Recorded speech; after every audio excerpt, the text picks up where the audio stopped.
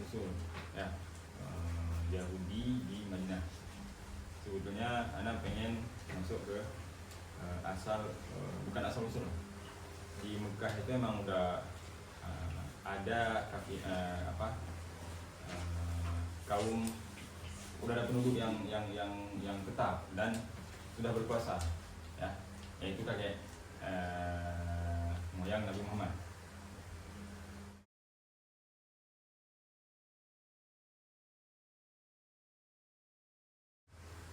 Hari ini insya Allah kita bahas tentang garis besar ya, garis besar sirah Nabi di Mekah.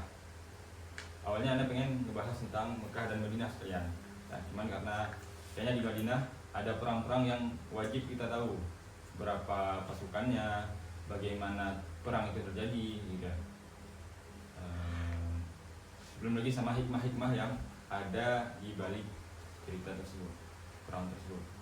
Nah, kemudian biar kita nggak menyangka bahwa Islam itu disebarkan dengan perang. Nah, kemudian ada lagi bahwa Nabi Muhammad itu beliau bukan tipe yang pendendam. Dalam sejarah kita hanya akan menemukan bahwa Nabi cuma membunuh satu orang saja selama beliau berperang. Dan itu pun yang dibunuh sama Nabi itu orang yang sering ngeledekin Nabi lah. Kata si Jami, kelak saya akan membunuh kamu, kata dia ke Nabi. Saya akan menebas leher kamu, saya akan ini, ngeledekin lah. Kata Nabi apa? Nabi responnya santai aja. Semoga saya akan menebas leher kamu. Ya semoga sebaliknya gitu. Santai aja ya. Misalkan udah jangan kepanjangan, ntar kita bahas di Madinah ya. Fase Mekah. Jadi kalian biar mudah baca sirah Nabawiyah, entah itu di kitab-kitab Nurul Yakin. Kalau di Nurul Uyun itu terlalu simple, matanya aja. Tapi untuk gambaran sekilas cukup lah. Ya. Kalian coba baca Fihros yang Fihros Syabuti. Ya. Kenapa? Karena Fihros Syabuti kalian dianggap udah paham bagaimana tertibnya. Kalau mau baca lihat di Nurul Yakin. Nurul Yakin lebih memetakan. Karena pembagian taksim yang ada di kitab fikih sirah punya Syabuti itu berbeda dengan yang di Nurul Yakin. Oke. Nah, di Mekah. Nah, ini taksim versi saya. Mekah, fase Nabi kelahiran, mauluduhu, kemudian masa kecilnya, sigharuhu, kemudian masa remaja, syabab, yang keempat masa kenabian. Oke.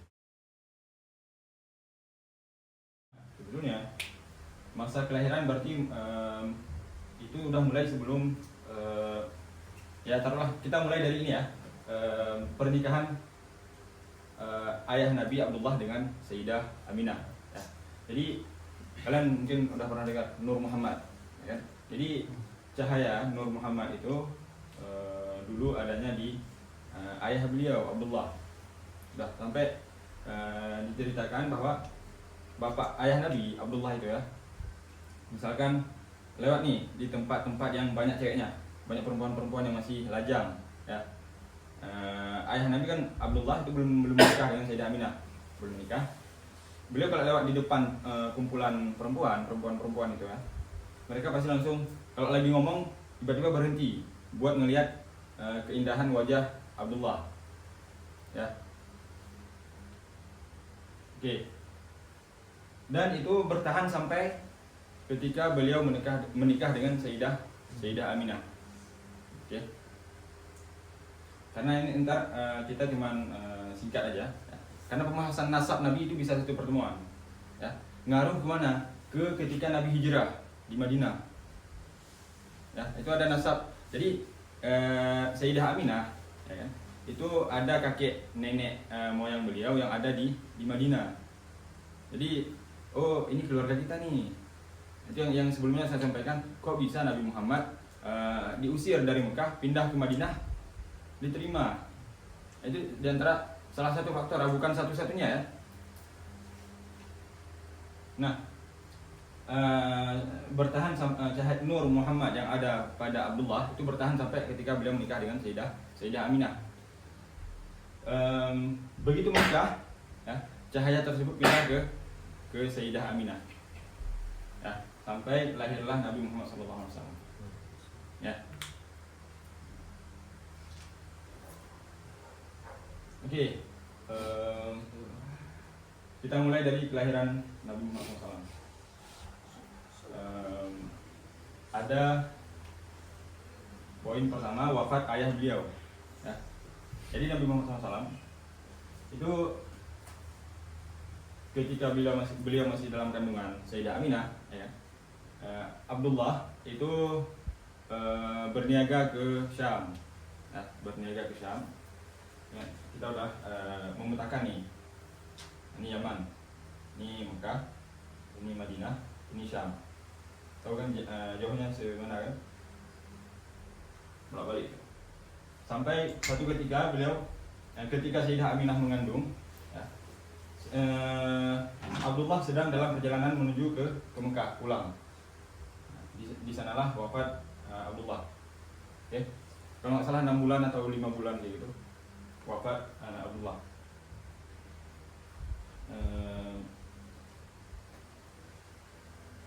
Udah. Kemudian poin kedua, masa kelahiran. Berarti ini sebelum ya, pra lah.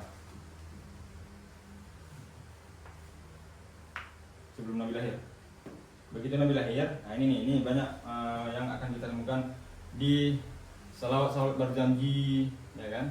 Kitab-kitab kasidah itu menceritakan tentang kelahiran Nabi Muhammad, nasab Nabi Muhammad dan seterusnya, ya. Kelahiran Nabi Muhammad SAW. Begitu Nabi lahir, ya, itu ada kejadian-kejadian yang luar biasa lah. Entah di Persia, kemudian bagaimana dengan alam semesta dan juga tamu yang dari luar. Tamu dari luar maksudnya gimana? Ketika Sayyidah Aminah mengandung, kemudian melahirkan, itu ada Sayyidah Asiyah, ya. Siapa Sayyidah Asiyah? Istri dari Fir'aun. Kemudian ada juga Sayyidah Maryam. Itu Sayyidah Aminah lagi tidur kan. Kiri kanan ada Sayyidah Aminah dengan Sayyidah Asiyah. Bukan Aisyah. Oke, di Persia kita tahu ceritanya masyhur lah, ya. Di Persia itu kan mereka menyembah api, ya kan? Menyembah api. Begitu Nabi lahir, api yang disembah sama orang-orang Persia, Majusi, itu tiba-tiba padam pada hari itu. Nah, Sungai Efrat juga tiba-tiba mengering. Ya. Berhala-berhala yang ada di sana semua runtuh dan rubuh. Ya. Nah, itu pertanda apa? Pertanda akan telah lahir seseorang yang akan menghancurkanlah kesyirikan. Oke. Kemudian dengan alam semesta. Nah, alam semesta maksudnya apa? Misalkan ada pohon-pohon nih yang selama ini mandul, nggak berbuah, tiba-tiba berbuah, ya. Itu cerita panjang, ya. Kemudian kebahagiaan Abu Lahab ketika Nabi lahir. Yang pertama, kenapa Abu Lahab begitu bahagia? Karena Sayyidah Aminah kan udah janda, ya kan? Ditinggal suami ketika beliau masih mengandung, ya kan? Jadi begitu Sayyidah Aminah melahirkan Nabi Muhammad, ada satu orang budak, ya kan, yang diperintahkan sama orang terdekat Sayyidah Aminah pergi ke si Abu Lahab selaku paman, ya kan, memberitakan bahwa Nabi Muhammad sudah lahir. Si Abu Lahab ini dia punya budak, namanya siapa? Namanya Suwaibah.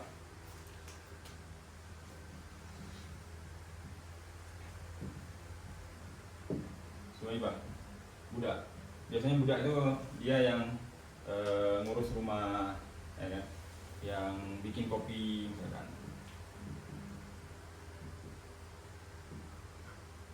urus rumah, bersih-bersihin dan seterusnya. Nah, pada hari Nabi lahir, dia memerdekakan si Suwaibah ini. Nah, jadi saya membayangkan Abu Lahab ketika memerdekakan si Suwaibah, dia bikin kopi sendiri, beres-beres rumah sendiri, ya. Jadi nggak punya lagi budak. Nah, itu saking bahagianya. Berarti apa? Memerdekakan budak itu satu hal yang nggak gampang, ya, nggak gampang. Misalnya kayak satu hal yang pasti orang kalau misalkan memerdekakan budak ada alasannya. Nah, ini berarti apa? Saking bahagianya, ya kan? Saking bahagianya. Ntar si Suwaibah ini juga yang akan mempersusui Nabi Muhammad SAW. Ya. Selain Sayyidah Halimah Sa'diyah, beliau menyusu ke Suwaibah. Oke. Sayyidah Halimah dan usah. Oke. Nah, ini juga yang ntar dijadikan dalil maulid nih sama orang-orang kita lah. Oh, Abu Lahab aja senang Nabi lahir, kenapa kita enggak? Ya kan? Cuman permasalahannya ntar di bagaimana cara kita merayakannya, ya.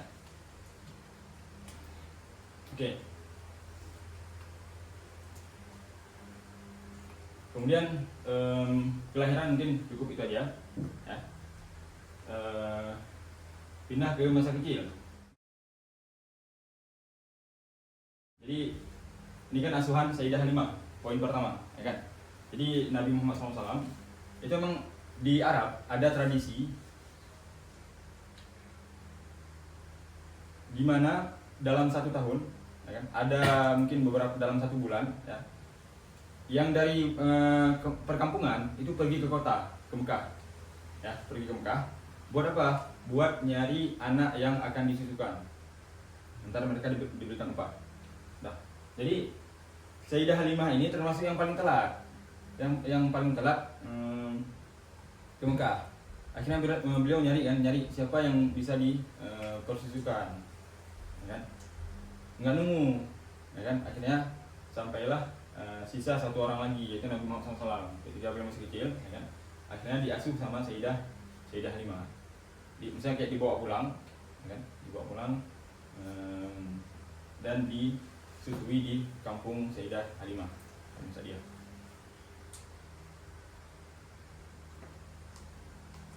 Oke, itu poin pertama. Kenapa nggak disusui namanya? Oke. Tradisi tersebut, ya, sama orang-orang kota. Orang kota ada semacam stigma lah. Stigma, oke lah stigma. Ya. Jadi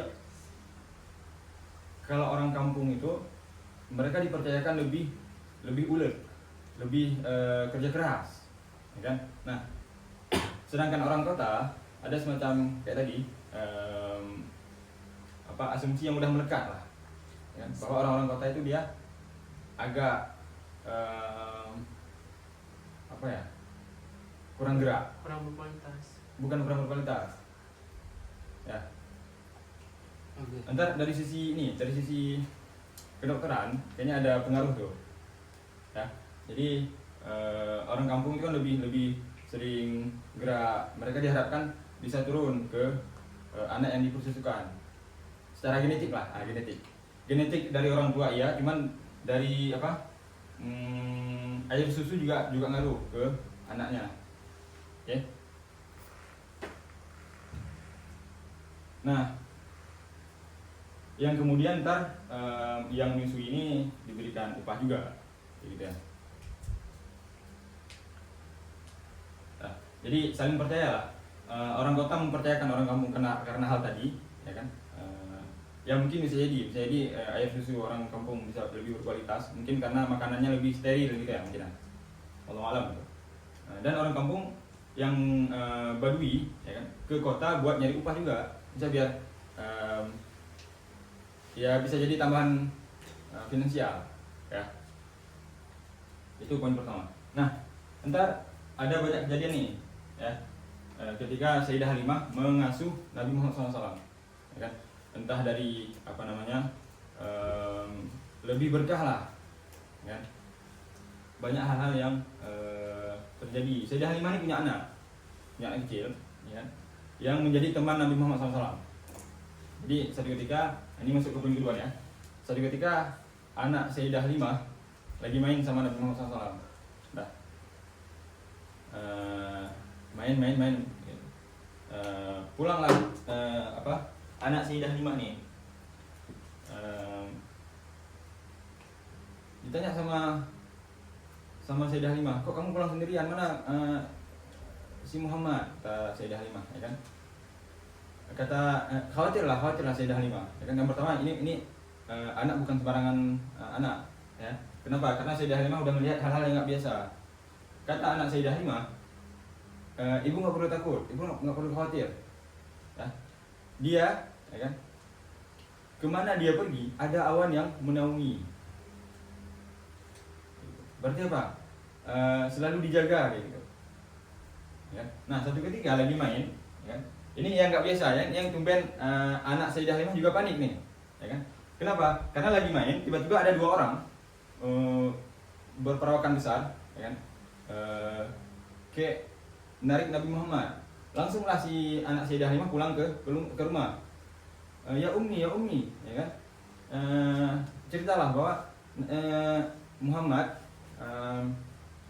tadi diculik sama dua orang yang badan tubuhnya besar, ya gitu kan. Saya ngeliat kayak mau dibunuh katanya, kan dibelah dada kan, kaget dia, panik dia, karena itu kan proses operasi pertama lah sama malaikat Jibril, ya kan, dibersihkan tempat-tempat setan, gitu kan. Sehingga ketika Nabi sudah dewasa, Nabi ntar dipalingkan dari yang namanya maksiat, bukan maksiat, kejahatan, gitu kan. Nah, itu operasi pertama yang dilakukan sama malaikat Jibril ke Nabi Muhammad SAW. Dibelah dada, diambil hatinya, dibersihkan dengan air yang dari surga. Oke. Kemudian sehingga berpindah ke ntar ini dipulangkan ya sama Sayyidah Halimah. Udah misalkan akadnya berapa lama, ya kan? Dibawa pulang ke Mekah dengan berat hati, ya. Kemudian wafat ibunya, ya kan, berpindah tanggungan Nabi Muhammad ke Abu Thalib. Tanggungan Abu Thalib, paman Nabi, ya. Itu kan masih kecil, ya kan, masih kecil. Sampai ntar dibawa ke Syam. Nah, ini poin juga nih, poin bahwa Nabi Muhammad SAW kan masih kecil, pergi ke Syam, ya. Ntar ada scene ketemu sama pendeta.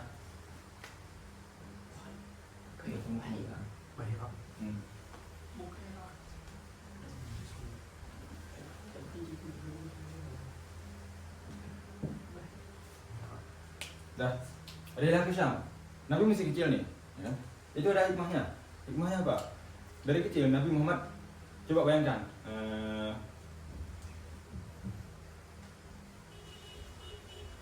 masih kecil tapi pengen mau ketika diajak ke Syam. Ini jangan kalian bayangkan 5 tahun ya, udah agak inilah, ada sadar lah gitu kan. Dan tahu Syam itu jauh. Dan Nabi mau ke Syam itu udah ada semacam dalam diri Nabi nggak mau bergantung ke orang lain, kan? Diajarkan cara berdagang dan seterusnya, kan? Inilah ke Syam, dibawa sama Abu Thalib, pergi ke Syam. Nah, ini pergi ke Syam. Nah, selama perjalanan, nah, ntar ketika udah tiba di hampir dekat Syam, kan, ada pendeta, ya kan, kalian mungkin udah pernah dengar, namanya pendeta Bahira.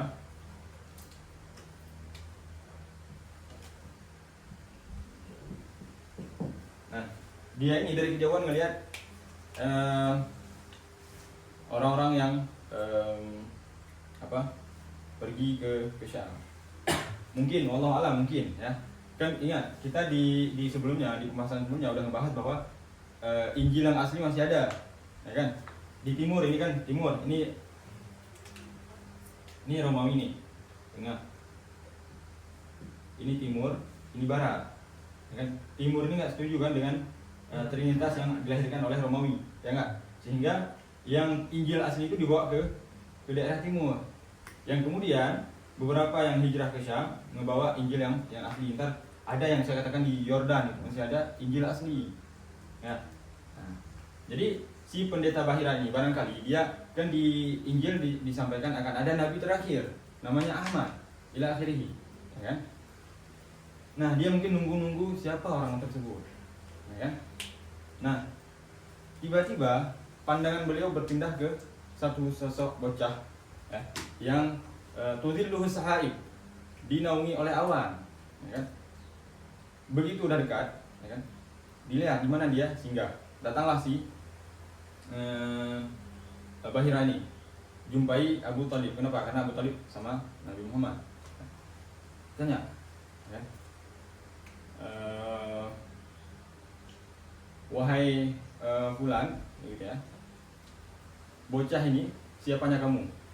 Kata Bahira. Karena sebelumnya dia udah melihat banyak tanda-tanda. Yang pertama dinaungi sama awan. Yang kemudian yang kedua ada semacam ini tanda kenabian di belakang ini. Ya. Dia maaf cakap lah kalau kita mungkin agak gede kayak tanda bekam, agak warna merah, gitu ya. Banyak tanda lah. Ya kan? Akhirnya ditanya sama, dipastikan yang terakhir apa? Bahwa Nabi Muhammad adalah anak yang dia nggak punya ayah, ya kan? Ditanya sama Bahira ini ke Abu Thalib, ini siapanya kamu? Oh, ini anak saya, kata dia. Nggak mungkin. Ini siapanya kamu? Ini anak saya. Akhirnya mereka debat, ya kan? Akhirnya disampaikanlah sama si Bahira ini. Nggak, gini maksudnya. Kenapa saya agak nodong? Karena ini bocah, dia punya tanda-tanda yang sangat banyak, tanda-tanda kenabian. Diceritakanlah di kitab-kitab Samawi, ya kan? Ingat di awal kita udah di pertemuan pertama saya menyampaikan bahwa Arab punya semacam keyakinan, yakinlah terhadap kitab Samawi yang entah Yahudi entah Nasrani, ya kan? Toh di Arab pun mereka nyembah Allah, cuman pakai perantara antar, ya kan? Masih bersumpah dengan wallahi, gitu ya. Nah, si Abu Thalib paman Nabi baru kemudian menjelaskan, oh ini anak daripada saudara saya, jadi saya pamannya, gitu. Oh ya udah, Akib, ini Nabi terakhir. Sekarang kamu pulang, ya kan? Kamu pulang ke daerah kamu, jangan sampai ketahuan sama orang Yahudi. Kalau sampai ketahuan dia akan dibunuh, kata Bahira. Ya. Bahkan Bahira ini juga mengatakan, kalaulah saya misalkan masih hidup, kalau misalkan saya masih hidup ketika bocah ini ntar diangkat menjadi nabi, saya akan beriman. La amantu bi, kata Bahira. Ya. Akhirnya dibawa pulang sama Abu Thalib. Nah, akhirnya dijaga betul tuh sama Abu Thalib sampai ntar kenapa di masa-masa Nabi berdakwah itu di defense semaksimal mungkin sama Abu Thalib? Ya karena itu tadi, karena perkataan pendeta. Kemudian belum lagi ini bocah kayaknya bukan orang biasa. Kenapa? Karena dia lahir, ya kan, dengan sifat-sifat yang nggak dimiliki sama bocah-bocah yang lain. Agak nakal, bandel, gitu ya. Nah ini enggak, beda nih. Ditambah lagi sama beliau udah sayang karena hal tersebut. Ditambah lagi ini tanda kenabian udah ada sama orang ini, sama anak kecil ini. Makinlah dijaga sama Abu Thalib. Ya, ntar yang akan jadi pembahasan di ini nih. Ya, sehingga ketika ntar wafat Abu Thalib, ya, baru orang kafir Quraisy agak lebih leluasa ketika membuat ngapa-ngapain Nabi. Sebelumnya nggak bisa karena ada Abu Thalib. Oke. Nah, Abu Thalib ini yang handle Madinah. Setelah wafat Abdul Muthalib, kakek Nabi, itu tahtanya dipindahkan ke Abu Thalib. Ya. Oke. Sekarang selesai masa kecilnya. Ya, dapat ya. Jadi ntar ketika kalian membaca, kalian tahu oh ini batas masa Nabi masih kecil, ya. Ntar di Nurul Yakin akan dikatakan rihlah ke Syam yang kedua. Nah, ini masuk ke umur Nabi 20 sampai 25. Kenapa? Karena di umur 25 beliau menikah dengan Sayyidah Khadijah. 25 tahun. Ini 23 24. Ya, 23 24. Oke, mengembala kambing, ya. Di kitab-kitab akan disebutkan mamin nabiyyin illa wa yar'al ghanam. Enggak ada satu orang pun nabi kecuali pasti mengembala kambing. Itu ada hikmahnya. Biar katanya melembutkan hati. Itu kalian baca di kitab kitab Imam Sujai, ya. Atas beliau punya kitab di Sirah Nabawiyah. Kata beliau hikmah daripada mengembala kambing adalah melembutkan hati. Ya. Kalian mungkin punya kawan-kawan yang mengembala kambing, dia kayaknya lebih murah hati daripada kalian. Ya. Lebih sabar dalam menghadapi umat. Ya. Karena kan kita kambing yang tersesat. Domba-domba enggak?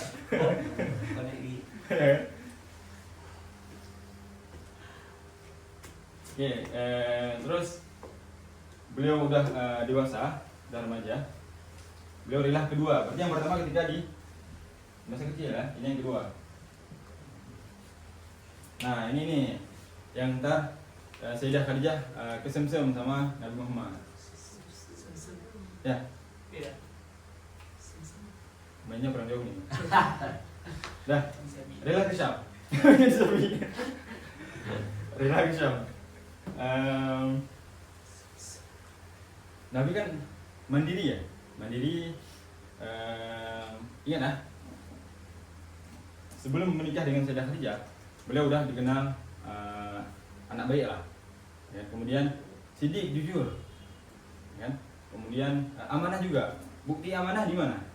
Bahwasanya kan orang Quraisy suka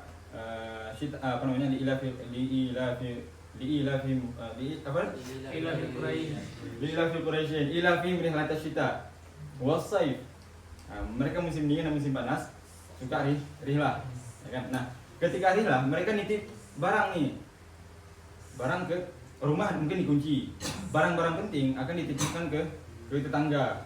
Nah, di antara orang yang kira-kira bisa dipercaya, di antara orang yang bisa dipercaya adalah Nabi Muhammad. Kenapa? Karena yang pertama Nabi Muhammad nggak pernah minta upah. Yang kedua, barangnya pasti sebagaimana di awal dikasih, sama kondisinya dengan ketika diambil, nggak ada yang rusak. Ya, 10 per 10 lah, bisa nego. Kemudian ke rihlah ke Syam. Rihlah ke Syam itu memperdagangkan barang Sayyidah Khadijah. Sayyidah Khadijah kan dermawan dan bisnis girl, ya, kaya lah, bisnis woman ya, bisnis girl, bisnis woman. Oke, ke Syam, Sayyidah Khadijah punya budak namanya Maisarah, ya, Maisarah. Bentar yang akan menemani Nabi ke Syam buat berdagang. Sengaja nih Sayyidah Khadijah melihat ngutus seorang budak buat ngikut ke Nabi, lihat gimana akhlaknya, ya kan? Sampai akhirnya mereka pergi ke Syam, dagang, ya, dagang. Barang yang dibawa sama Nabi Muhammad, ya kan, itu laku semua.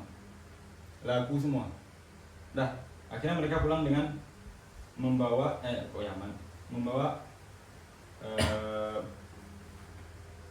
tangan hampa lah, kosong, udah laku semua, ya kan. Begitu selesai,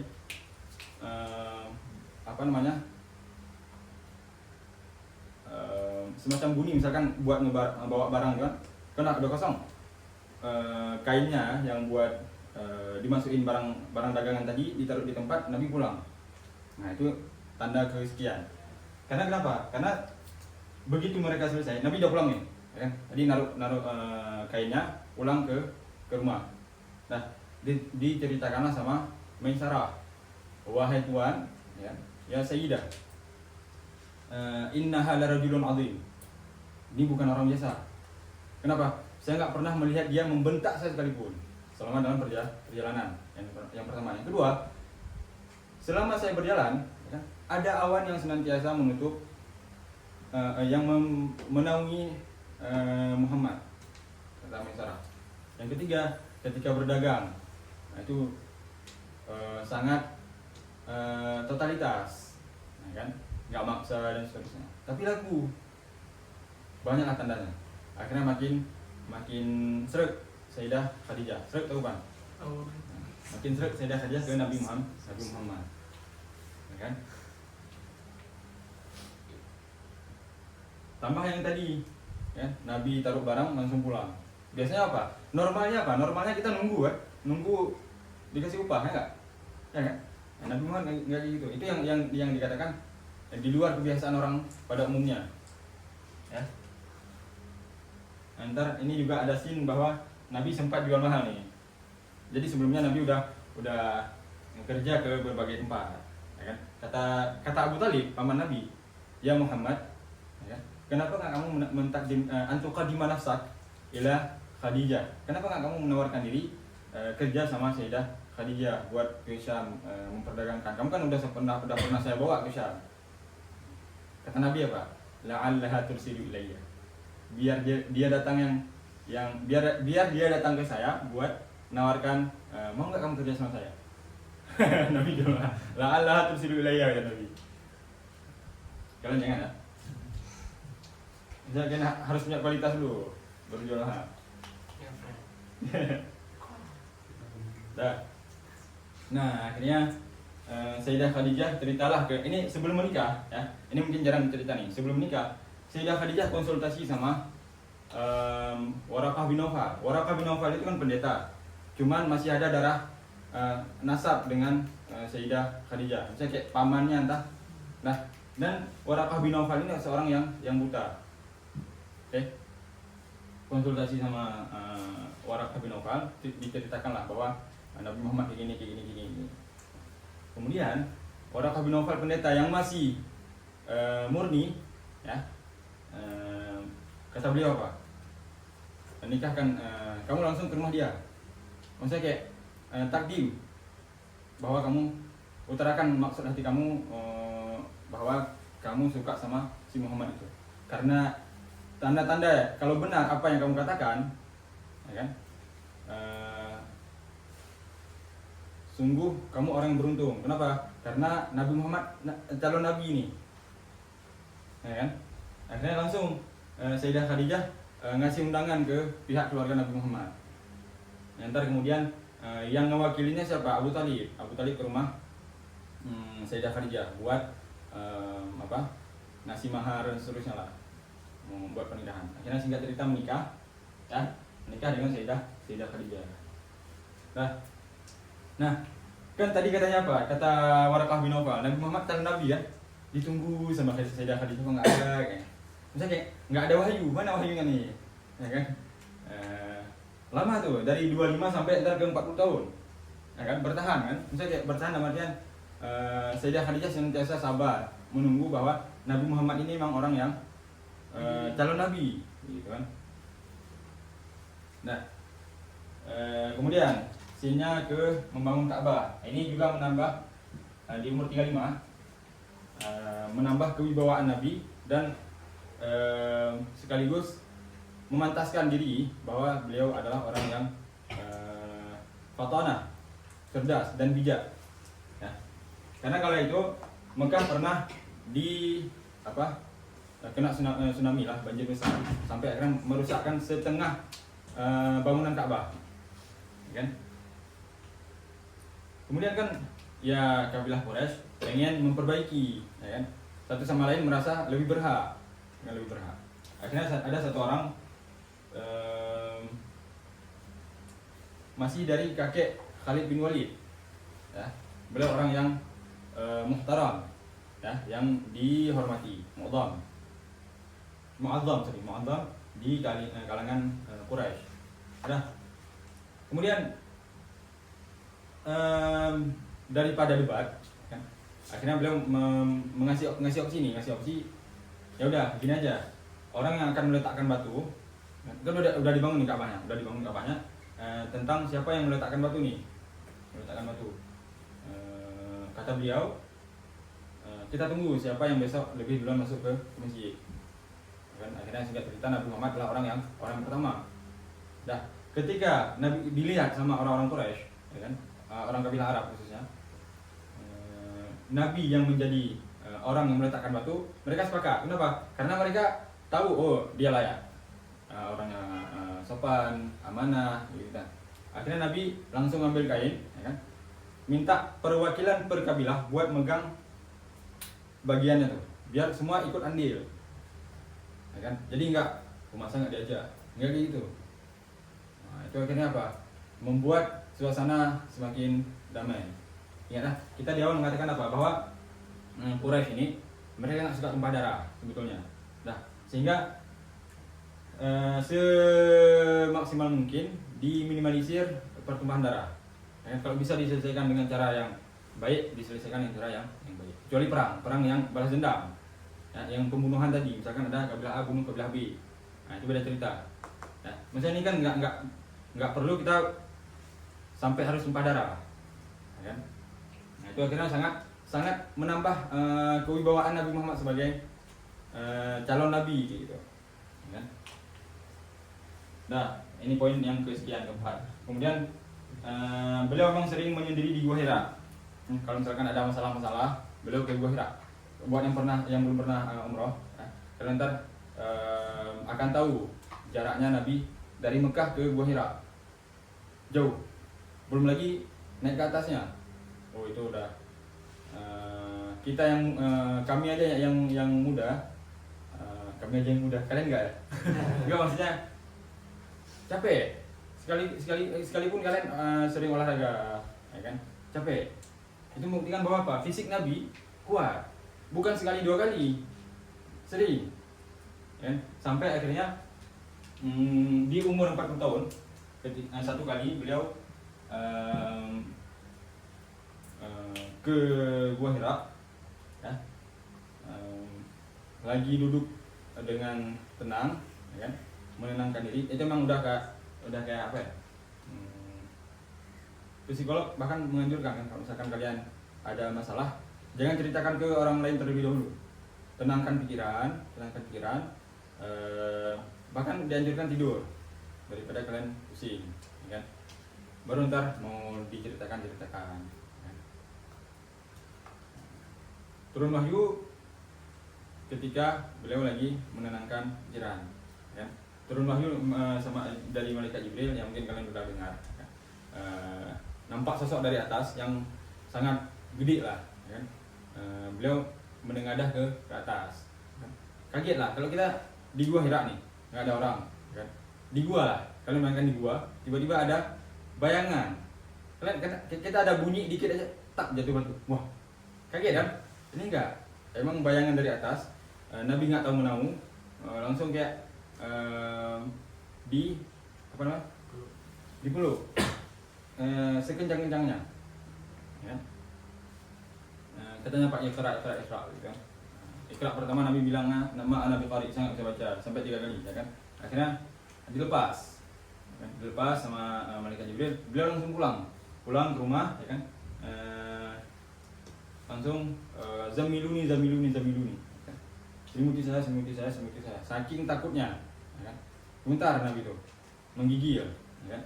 Sampai dijemput, ditenangkan sama Sayyidah Khadijah, ya kan, diselimuti, dinasihatin, wahai suamiku, kamu orang yang baik, kamu orang ini, kamu nggak mungkin ada orang yang bakal jahat sama kamu, dan seterusnya gitu. Nah, Sayyidah Khadijah mungkin, oh ini nih baru masanya, kan tadi kita bilangnya apa?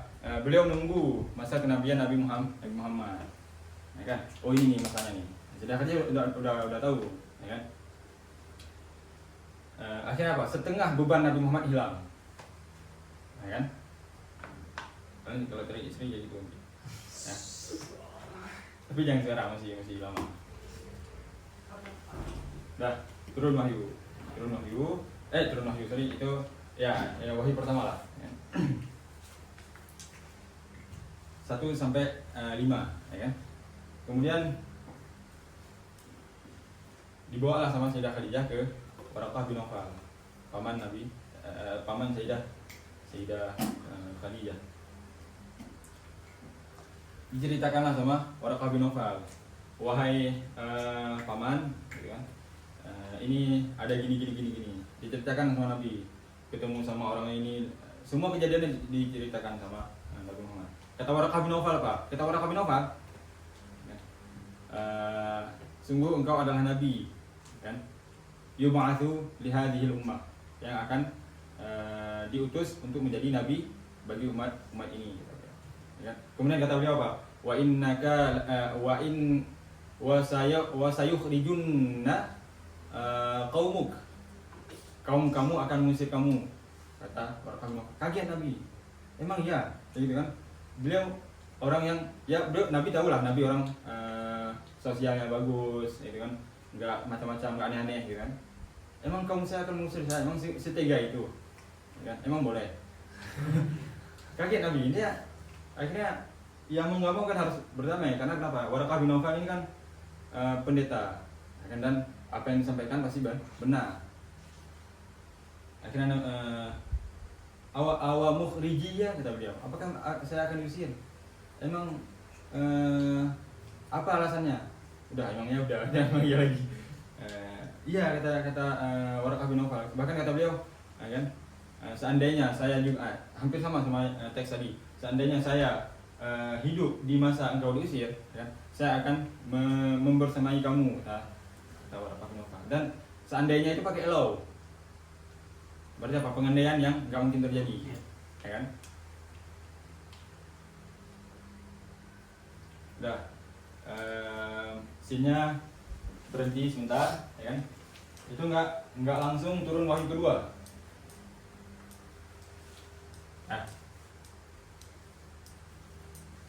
Salah. Gimana cara Nabi itu berdagang? Kan pada umumnya Nabi Ini sekilo sekian. Pada umumnya Nabi itu orang suka ya, pertama gara alasan yang pada umumnya itu sidik, jujur. Apa ada alasan-alasan yang wah yang buat dunia perdagangan itu lebih bagus, itu dipraktekkan pada zaman sekarang?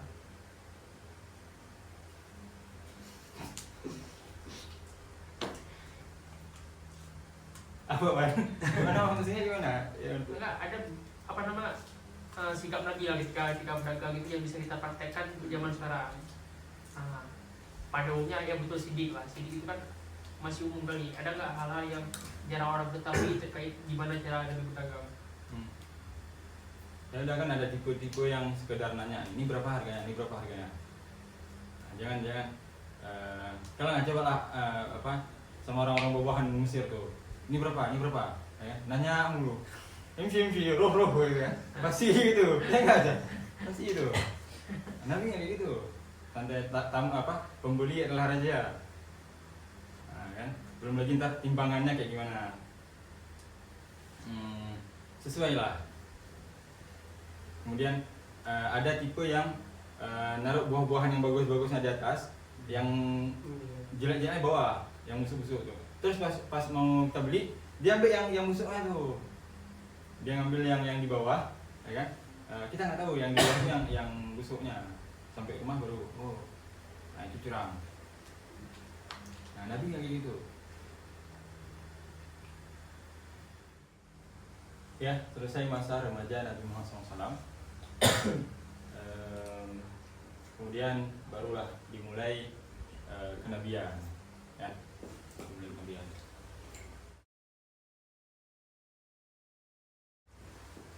Ini ada kita bahwa Nabi Muhammad SAW itu ummi, ya, nggak bisa baca tulis, dan itu bukan satu kekurangan, ya, tapi suatu kelebihan, bukti bahwasanya Nabi Muhammad tidak menuliskan Al-Quran. Okay. Nah itu juga ntar hikmahnya apa? Biar yaitu biar nggak dikatakan Al-Quran buatan Nabi, ya kan? Kemudian nggak dikatakan Nabi Muhammad belajar filsafat sama orang kitab-kitab Yunani, itu nggak mungkin. Yang pertama emang nggak sampai, ya kan? Ingat di awal kita mengatakan ini Romawi, ini Persia yang memang sudah kental dengan filsafat, ya. Romawi itu nggak sampai ke Mekah Madinah. Kenapa? Karena padang pasir. Ya kan, pernah kan ada orang Yahudi kan ke Syam, ya kan? Ke Syam. Kemudian dikejar sama prajurit Romawi, pengen dibasmi. Kemudian mereka lari ke Madinah. Mereka sempat menetap di Syam beberapa lama. Kemudian dikejar sama prajurit Romawi. Mereka lari ke Madinah. Sampai di tengah-tengah itu mereka kesasar. Akhirnya pulang ke kerjaan. Prajurit aja nggak nyampe, ya. Yang dimana harusnya mereka lebih tahu peta, ya kan? Persija juga demikian. Nah, itu faktor pertama. Faktor kedua bahwa nggak ada sumber daya alam yang bisa diambil dari Mekah Madinah. Cuman tempat jalur berhenti ketika dari Yaman ke Syam. Ya. Nah, ini juga ntar ketika masa kelahiran Nabi Muhammad SAW, kan di Yaman ada Raja Abraha, ya kan? Nyerang Mekah. Nyerang Mekah buat apa? Yang pertama, karena Mekah kan ada Ka'bah yang dijadikan tempat ibadah. Si Abraha ini pengen hancurkan Ka'bah, kemudian membangun kuil baru di Yaman. Nah, ya kan? Cuman dihalang sama Ababil, dan itu di bawah ketika Quraisy berada di bawah kabilah Abdul Muthalib. Misalnya Abdul Muthalib yang menghandle, kan? Sehingga menambah kewibawaan Abdul Muthalib. Karena sebelum Raja Abraha menyerang Mekah, dia udah duluan ngirim surat, wahai penduduk Mekah, ya kan? Kalau kalian pengen hidup, kalau kalian masih pengen lihat matahari besok terbit di tempatnya, nah, silahkan kalian cari tempat lain, jangan dekat-dekat Ka'bah, kata Raja Abraha. Akhirnya mereka pergi semua. Bahkan Abdul Muthalib juga demikian. Beliau pergi ke tempat yang agak tinggi, kemudian berdoa, Ya Rabbal Ka'bah, ya kan? Sesungguhnya rumah ini rumah engkau yang menjaga, ya kan? Saya hanya engkau titipkan untuk memberikan kesejahteraan bagi kaum-kaum yang ada di sini. Akhirnya itu lagi perjalanan tuh Raja Abraha. Sampai di tengah perjalanan, gajah-gajahnya itu nggak mau tunduk ke pawangnya. Mereka disuruh jalan, semua nggak mau. Dan akhirnya turunlah burung ababil membawa batu yang dari neraka.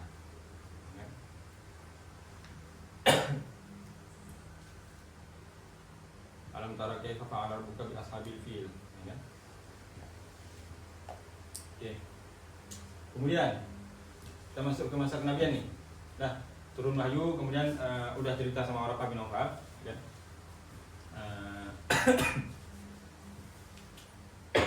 Sampai kemudian malaikat Jibril, ya, turun, ya, mengatakan ya ayyuhal muzammil. Tadi kan zammiluni, ya. Turun malaikat Jibril, ya ayyuhal muzammil, wahai orang yang berselimut. Qum fa'andir, bangunlah dan beritakan, ya. Wa rabbaka fakabbir ila akhirih.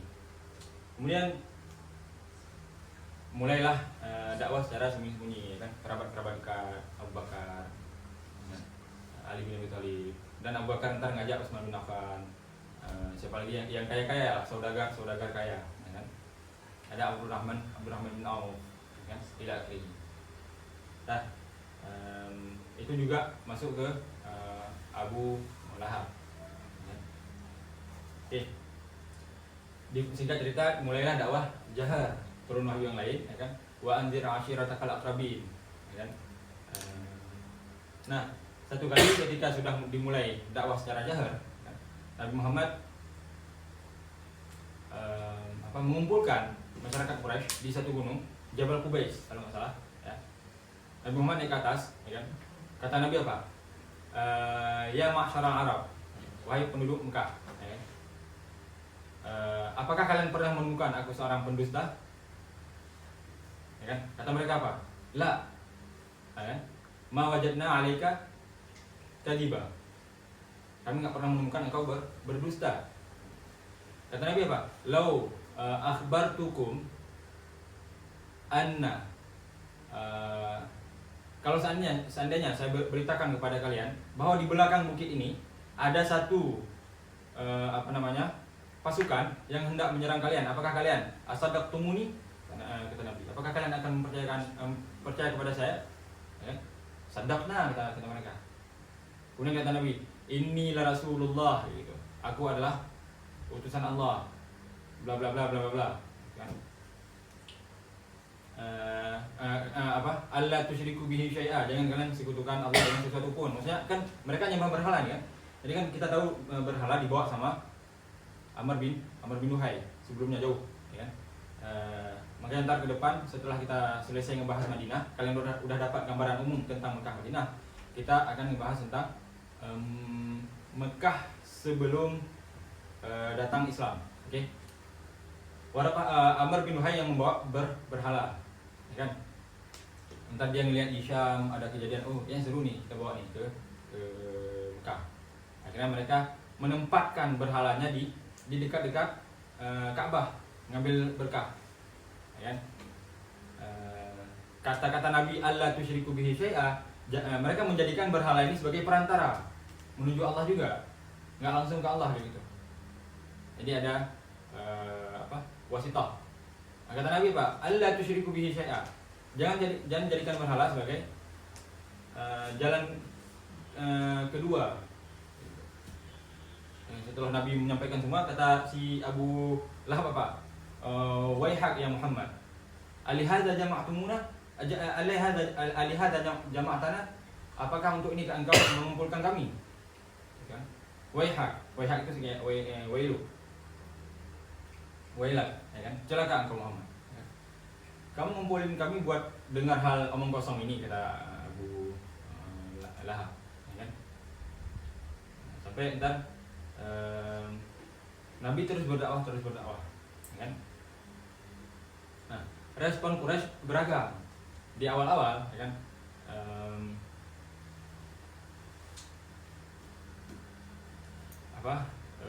Ada yang mencaci, kan? Ada yang Quraisy, yang kafir Quraisy ya. Ada yang sebetulnya di satu sisi kebanyakan yang lain selain kabilah Quraisy ya, ngelihat Nabi nggak pernah berbohong, kan? Ketika Nabi bilang A langsung percaya gitu. Ada yang butuh kepastian lagi, gitu, kan? Nah, ntar ada sin Abu Lahab ini nampar Nabi Muhammad. Nah, itu yang menyebabkan ntar Islamnya Sayyidina Hamzah. Ada nggak sih? Ada ya? Ada. Ya ini.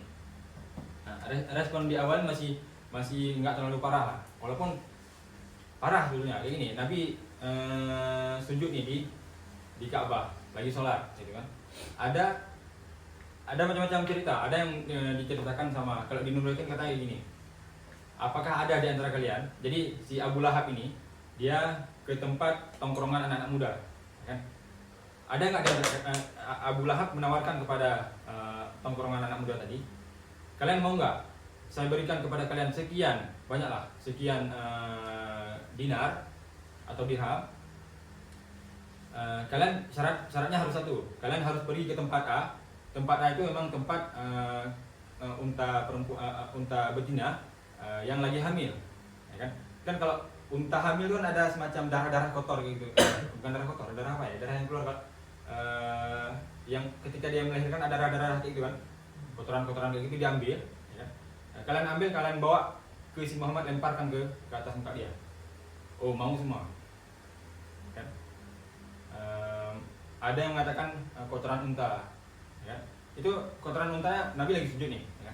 Kotoran unta dilemparkan ke Nabi, cukup lama bertahan. Misalnya kayak Nabi nggak bangkit dari sujud sampai ada satu orang memberitakan kepada anak Nabi Muhammad, yaitu Sayyidah Fatimah, ya kan? Perjalanan dari tempat tersebut ke rumah Sayyidah Fatimah itu kan jauh. belum lagi Sayyidah Fatimah ke tempat Nabi sujud, ya kan? Akhirnya beliau yang membersihkan. Itu Nabi mesti sujud tuh, lama nggak? Lama, ya kan? Dan Nabi tahu, ya kan? Memang ini udah resikonya, ya. Sambil nangis tuh dibersihin wajah Nabi Muhammad sama Sayyidah Fatimah, ya kan?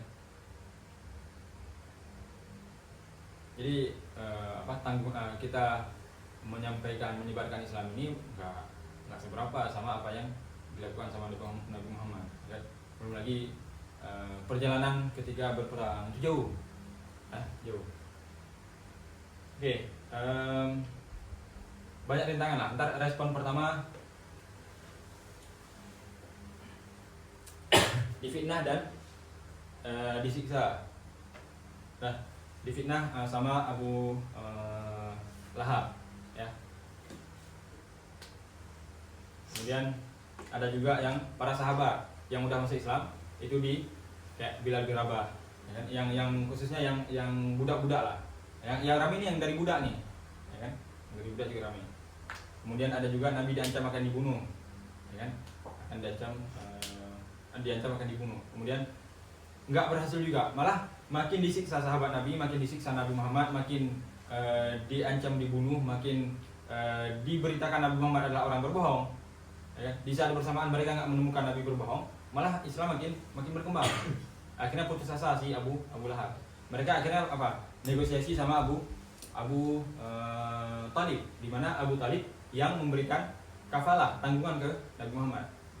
Katanya apa? Wahai Abu Talib, bagaimana seandainya, ya kan, engkau berikan Muhammad kepada kami, ya kan? Kami berikan satu orang pemuda yang paling gagah, paling keren, paling maco lah yang ada di Mekah.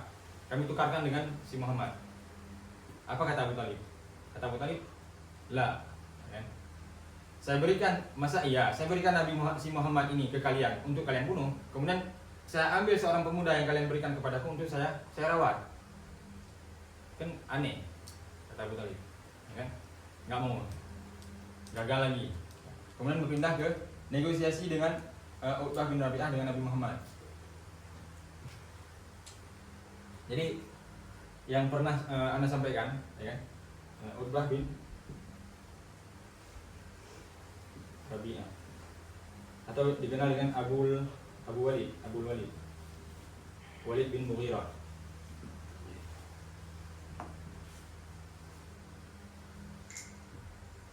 Nah,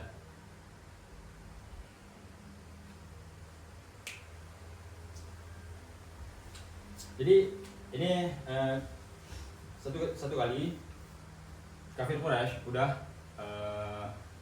udah kehabisan cara, ya kan?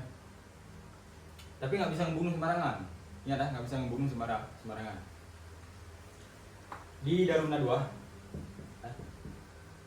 pembesar Quraisy di Darun Nadwah ini tempat yang biasa dijadikan perkumpulan untuk membahas permasalahan terjadi di Mekah, ya kan? Nah, satu kali Darun Nadwah ini, ya kan, pembesar Quraisy lagi ngumpul, ya kan?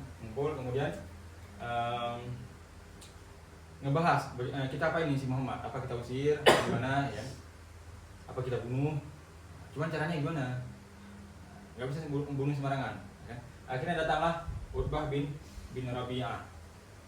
Dia datang ke Nabi Muhammad. Dia datang ke Darun Nadwah. Kata beliau apa? Ya ma'syara Quraisy. Kata beliau kan, ma ra'aykum law anni sa'ati Muhammadan, ya kan, wa a'ridu alaihi ba'dan, ya kan, la'allahu yaqbalu ba'dan wa yaruddu ukhra wa yaruddu akhar. Okay. Bagaimana pendapat kalian kalau seandainya saya tawarkan kepada si Muhammad beberapa hal, saya datang ke Muhammad kemudian saya tawarkan beberapa hal kepada dia, semoga dia menerima beberapa hal dan menolak beberapa hal yang lain.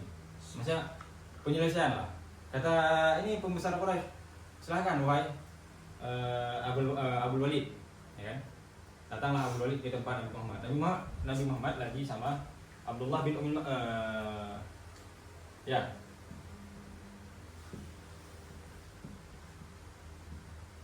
Ini maktub.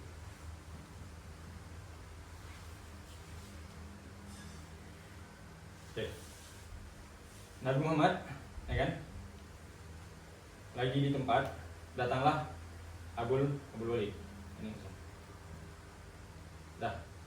Datanglah dia ke Nabi Muhammad. Ya Muhammad, ya ibn akhi. Ya ibn akhi gitu ya. Kamu tahulah ya, bagaimana kabilah kita nih, Quraisy nih, di sisi masyarakat Arab. Ya. Kita terkenal dengan sangat menjaga kekerabatan, kekeluargaan. Kemudian engkau tahu posisi kamu juga di sisi kami bagaimana dan seterusnya, ya kan? Kemudian baru masuk ke itu, baru tamhidnya, intro, kemudian masuk ke pembahasan bahwa inna maji tabihi, apa yang engkau bawa ini, ya kan?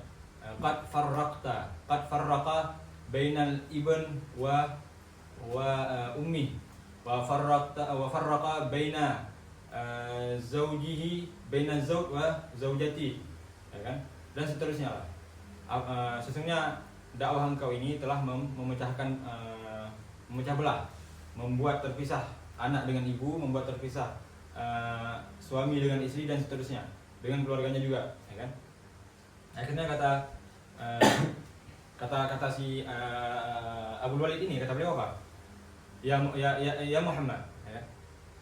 Kalaulah seandainya tujuan dakwah kamu adalah pengen mengharapkan harta, jama'na lakal mal, kami akan kumpulkan harta yang ada di kalangan orang-orang kaya, kami berikan kepadamu, kemudian engkau menjadi orang yang paling mulia, yang paling kaya. Itu yang pertama. Kemudian yang kedua, berarti tentang harta, ya kan? Ini entar masuk, ada poinnya nih. Yang pertama mal, yang kedua qaid. Ya Muhammad, kalau seandainya tujuan kamu berdakwah, kamu pengen dijadikan sebagai pemimpin, ya kan? Sawatna, kami akan mensayyidkan engkau. Misalnya kayak kami akan mengangkat engkau ke derajat yang tinggi. Tapi engkau harus berhenti dari dakwah engkau. Yang ketiga, perempuan. Ya. Kalau seandainya tujuan dakwah kamu adalah perempuan, ya, kami akan menjadikan perempuan terbaik yang ada di Mekah, kami berikan kepada engkau. Ya. Tapi yang keempat, kata beliau, tapi seandainya dakwah kamu ini adalah karena penyakit yang ada pada diri kamu, ya, yang nggak bisa disembuhkan, entar namanya Rabi'ah.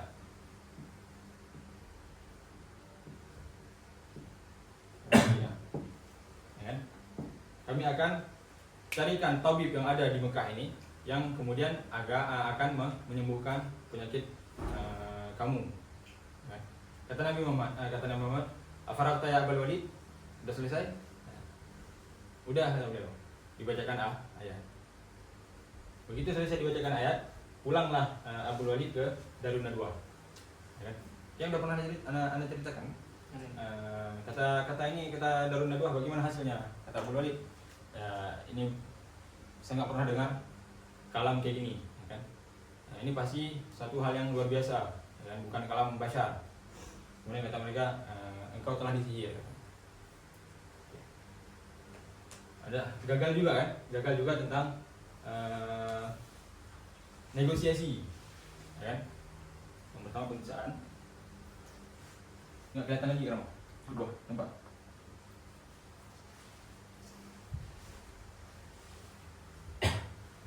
Spidol merah.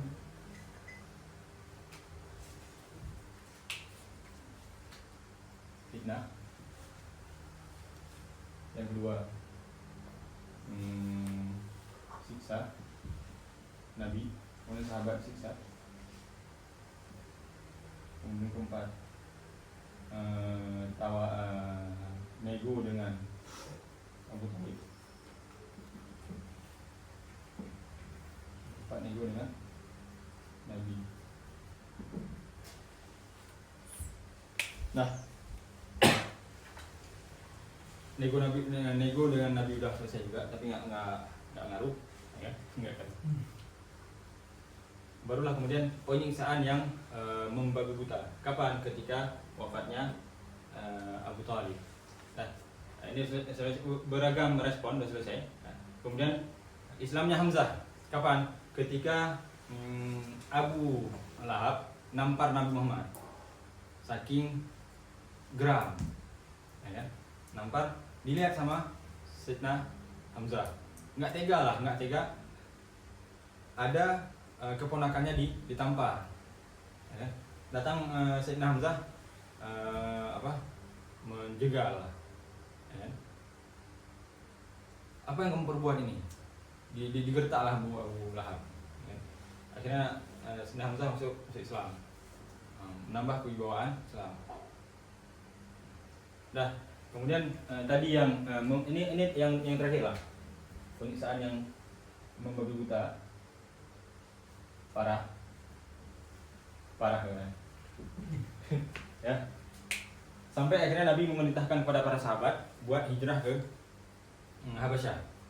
Nah, biar Nabi aja yang tanggung. Nah, kan ada sekitar 20 orang, ya, ke Habasyah. Nah, ini juga antara akan kita bahas. Kok bisa ke Habasyah? Dan kenapa diterima? Tentu ada alasannya, ya. Udah ada yang namanya hubungan lah, ya. Nah, itu kapan pengaruhnya? Hubungannya dibangun? Nah, kita bahas ketika kita ngebahas Mekah sebelum Islam. Oke. Kemudian masuk Islam Umar. Nah, ini juga doa daripada Nabi Muhammad. Allahumma a'izzal Islam bi ahadi umarain. Jadi Abu Lahab itu juga namanya Umar. Kata Nabi Muhammad, ya Allah muliakanlah Islam dengan salah satu daripada dua Umar. Karena masuk Islamlah Sayyidina Umar bin Khattab. Nah, kenapa menambah kewibawaan Islam dengan maksudnya Islam Sayyidina Umar? Karena marga Khattab itu terkenal dengan berani, sangat berani lah. Bukan berarti yang lain nggak berani. Ingatlah, kabilah Arab, orang Arab sangat punya jiwa keberanian. Makanya pengecut itu sangat aib, ya. Sehingga rajulun suja mereka suka dengan asar, ya. Contoh yang satu kali ya, ayah Khattab tadi, ayah Sayyidina Umar itu gak suka sama Sayyidina Umar, bukan gak suka, kayak beliau punya gembalaan. Nah, Khattab ini ayah Sayyidina Umar suruh Sayyidina Umar buat ngejaga kemalaannya, kan? Sama Sayyidina Umar ditinggalin domba-dombanya itu pulang ke rumah. Dia tanya sama ayahnya, sama Khattab, yang Umar, ya, wahai Sayyidina Umar, masih anak ya, kamu ninggalin ini domba-domba di sana. Iya. Itu ntar dicuri gimana? Kata Sayyidina Umar, siapapun yang tahu dombanya Khattab, nggak ada yang berani, nggak mungkin ada yang berani nyentuh. Kalau ada yang nyentuh, di slagging tuh, ya kan? Minimal di slagging. Sampai ntar sini ketika Sayyidina Umar hijrah, ya kan? Beliau hijrah sendirian kan? Kata beliau apa? Siapa yang mau menjadi yatim, atau siapa yang mau istrinya menjadi duda, temui saya di gunung A, kata beliau. Nah, yang masyarakat Arab, ya kan? Inilah hajirun, saya mau hijrah nih, ya kan? Siapa yang mau anaknya jadi yatim, ya kan? Istrinya jadi janda, temui saya di gunung, di belakang gunung ini, kata beliau. Ditunggu sampai datang. Undangan terbuka gitu ya. Berarti Nabi hijrah ke Habasyah lewat Yaman. Nanti aja. Sama. Nah, kemudian setelah Islamnya Sayyidina Umar, ya, wafatlah Sayyidah Khadijah. Wafat Sayyidah Khadijah nggak langsung lah. Nabi cukup setia dengan Sayyidah Khadijah, ya. Baru setelah berapa lama nikah dengan Sayyidah Aisyah. Kemudian wafat Abu Thalib.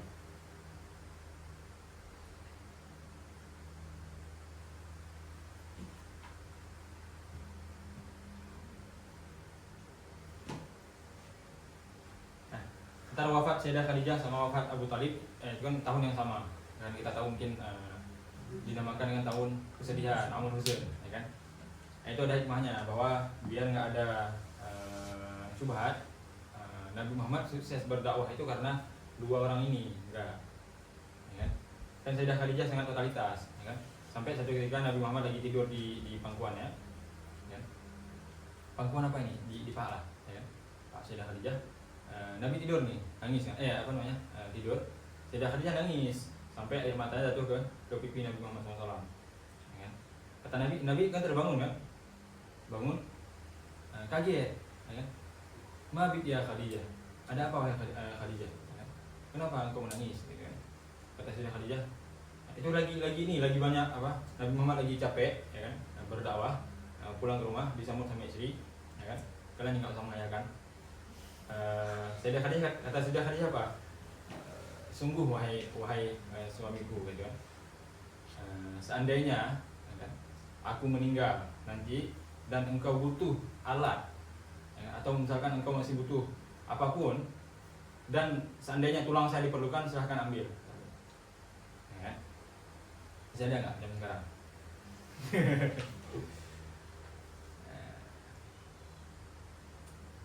Oke, kemudian ntar pindah saja ke Bai'at Aqabah, berdakwah, ya.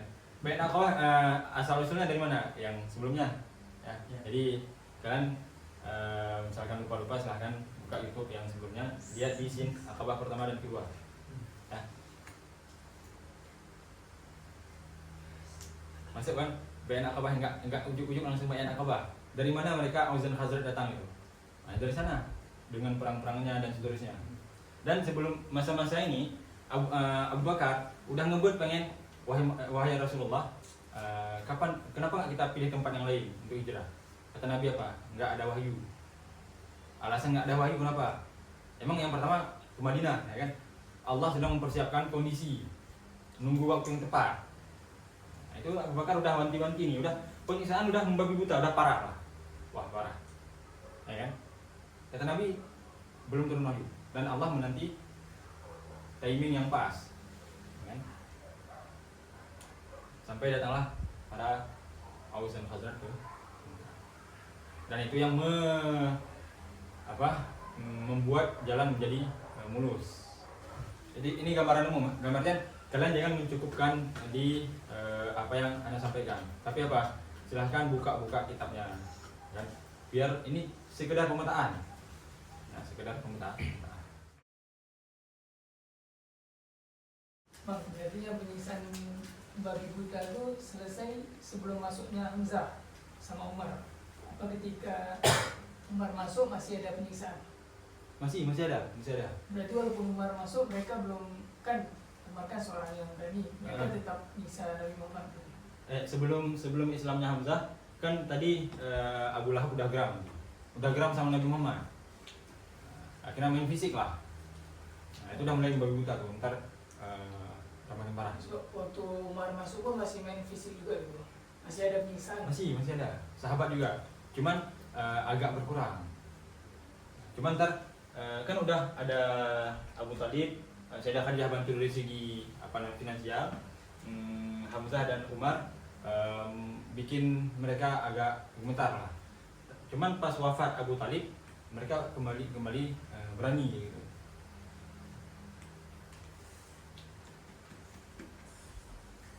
Maksudnya kayak yang lebih dekat, yang dekat-dekat sama Sayyidina Umar, mereka nggak terlalu berani nyentuh.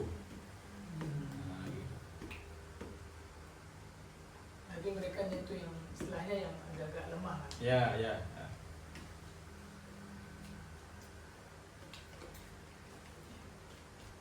Ada lagi? Ya, Nabil, silakan Nabil. Yang Nabi Muhammad dipindah tanggungannya ke Abdul Muthalib itu setelah wafat ibunya. Ya. Ke Abdul Muthalib dulu baru ke Abu Ya, Talib. Abu Talib dulu. Di masa penjagaan Abdul Muthalib itu nggak ada kejadian yang wow itu, yang menunjukkan tanda-tanda kenabian dari Nabi Muhammad.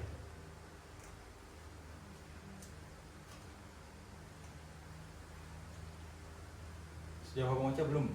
Nabil. memang pas di masa Abu Talibnya ya belum nampak. Yang misalnya kayak sifat-sifat Nabi yang pada umumnya, misalnya kayak Nabi ya, sifat Nabi pada umumnya, bukan sifat Nabi dengan masyarakat pada umumnya. Misalnya kayak Nabi berakhlak baik, udah nggak perlu diceritakan lah. Kalau Utbah bin Rabi'ah itu nama lainnya apa namanya? Utbah bin Rabi'ah itu Abdul Walid juga kan? Ya, dia punya bentar ya.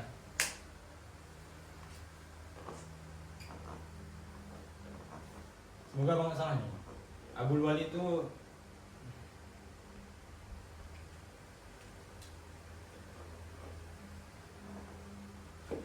ya, Bil, nanti coba bang lihat ya. Cuman di kitab nyebutin Abdul Walid. Afaraqta ya Abdul Walid.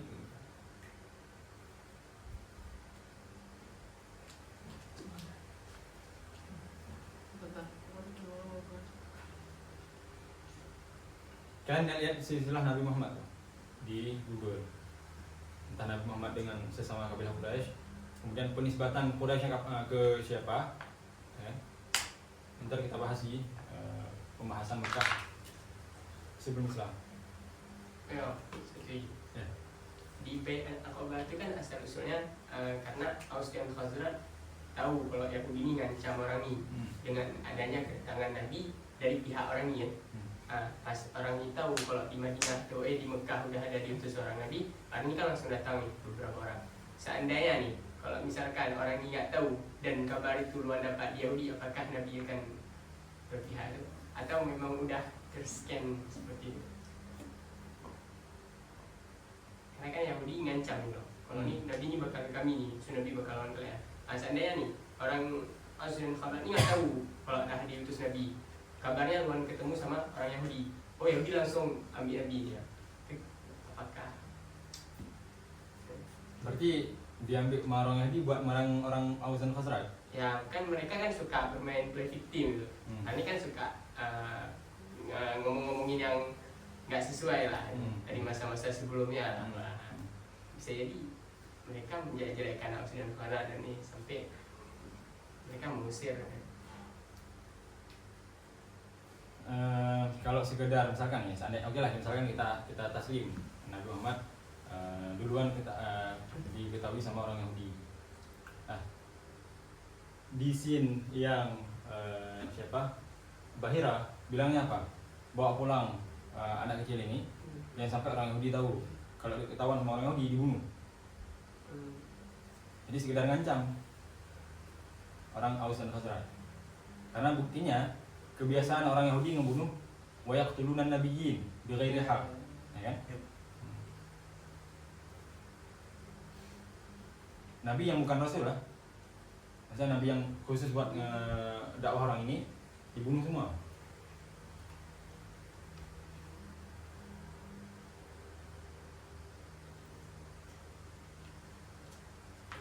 Jadi nggak mungkin Nabi gabung ke orang Yahudi buat merangin orang Aus dan Khazraj.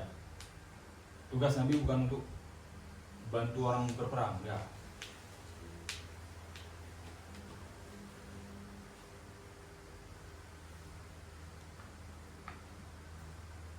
Ada lagi?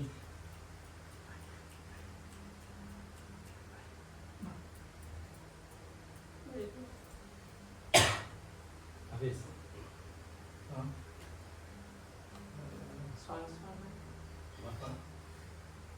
Yang untuk membangun Ka'bah itu kan ada orang yang ini ya, yang mengusulkan kepada Nabi, yang mengatakan bahwa yang pertama kali masuk ke masjid ya, yang boleh siapa? Yang ngasih opsi kayak gitu. Ntar abang lupa namanya. Dia orang yang diagungkan juga. Tapi salah sih. Dari orang Quraisy juga atau? Ya, masih darah Quraisy.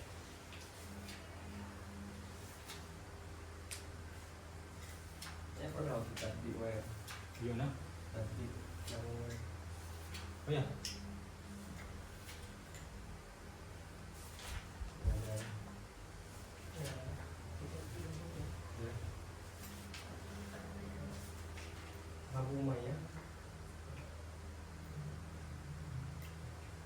paman Khalid ya, ya. Abu Umayyah bin Al-Mughirah Al-Makhzumi.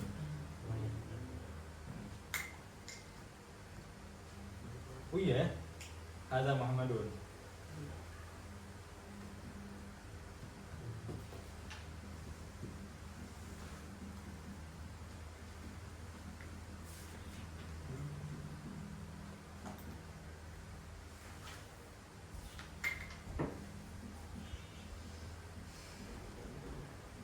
Nah, ntar ini juga nih, kan udah capek kan? Akhirnya mereka minta sama Nabi, wahai Nabi Muhammad, bagaimana kalau seandainya engkau nyembah Tuhan kami nyembah Tuhan kamu, kan? Selama fase masa tertentu. Kata Nabi apa? Akhirnya turun wahyu itu yang qul ya ayyuhal kafirun.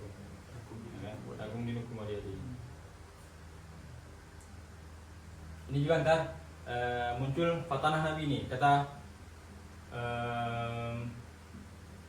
orang nego ini, ya. Wahai Muhammad, kamu ini kita punya masalah banyak, ya kan? Masalah kita banyak, ya. Kita butuh dengan masalah kita yang sangat banyak, kita butuh kepada Tuhan yang banyak, kata mereka, ya kan? Lalu kamu datang dengan membawa Tuhan yang satu. Inna hadza la syai'un ajib, ujab, ya kan? Itu aneh. Kata Nabi apa? Nabi jawab santai, kasih analogi. Sekarang kayak gini, kalau misalkan kamu lebih pilih mana nih? Kamu punya banyak majikan atau satu majikan?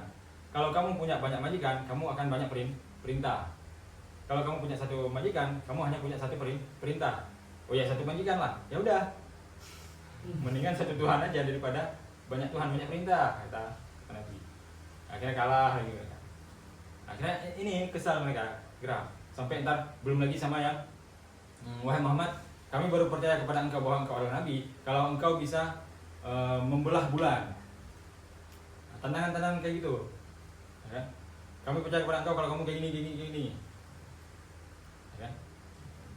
Oke lah, di awal yang membelah bulan Nabi penuhi tantangannya.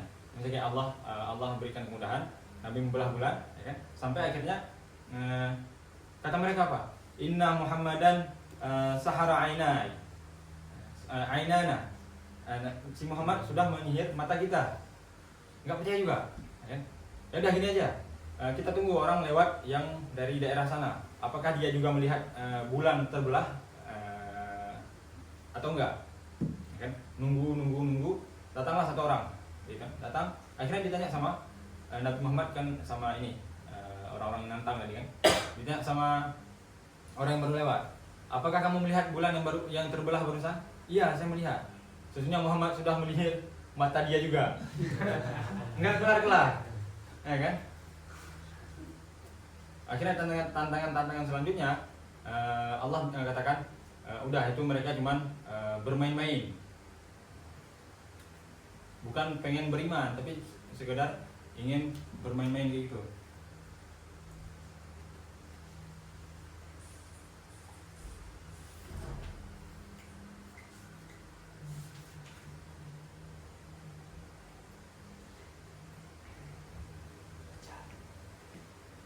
Uqbah bin Rabi'ah ini yang nawar ke Nabi. Ya, Abul Walid ininya apa? Abul Walid laqabnya apa namanya? Kunyah. Abul Walid. Punya anak si Uqbah ini punya anak namanya Walid. Dia dari Abdi Syams bin Abdul Manaf. Ya kan Abdul Manaf punya anak Hashim dan Abdul Syams. Si Uqbah ini masih satu kakek sama Nabi di Abdul Manaf.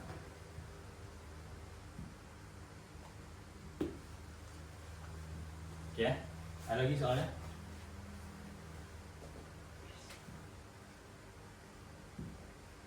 Kalian harus baca sirah nih. Ya, gambaran umumnya kayak gini. Kalau udah dapat gambaran umum, misalkan mau baca ke fikih sirah akan lebih ngena. Ya. Ya. Orang Yahudi tahu nggak kalau Nabi itu bakal muncul di kota Mekah? Tahu. Bahkan di Nasrani ada Ka'ab bin Ahbar. Ka'ab bin Ahbar katanya dia punya ayah, mesti muat kan? Dia punya ayah pendeta, ya kan? Ayahnya pendeta. Ayahnya kayak menyembunyikan, ada dalam satu kotak gitu kan, kotak yang ini semacam ada Injil, gitu kan. Ka'ab bin Ahbar ini dia curiga dia, ini apa yang di dalam kotak kan? Sampai akhirnya ketika wafat ayahnya, ya kan, fatah sunduk kata beliau, fatah tu sunduk, saya buka kotak tersebut kan, faida binabiyin sayub'an, saya temukan di sana ada tulisan kelak akan itu seorang nabi, ya, mauluduhu fi Makkah, wa hijratuhu fi Madinah, wa sultanuhu fi Syam. Dia lahir di Mekah, besarnya di Madinah, misalnya kayak berdakwah di Madinah, kemudian kerajaannya di Syam beliau. Ada, ini Islam sudah tersebar.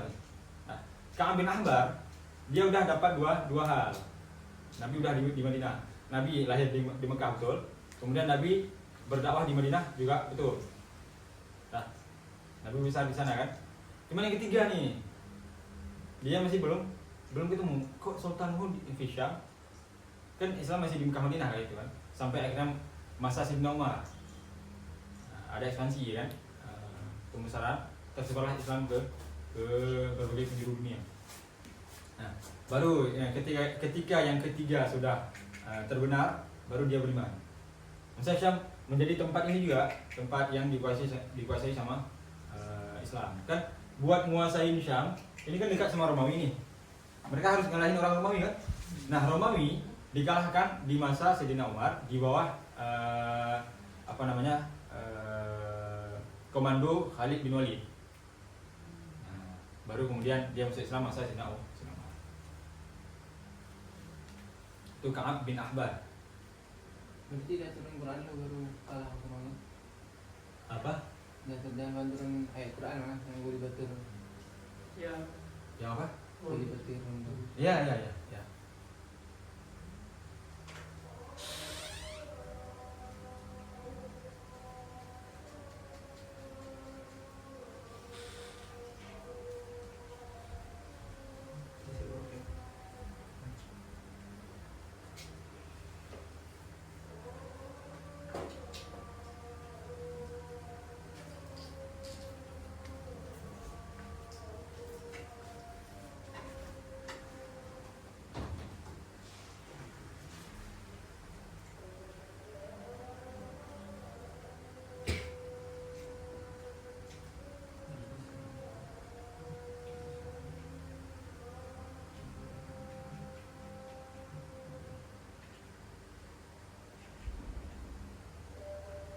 Belum lagi tantangan Yahudi ini.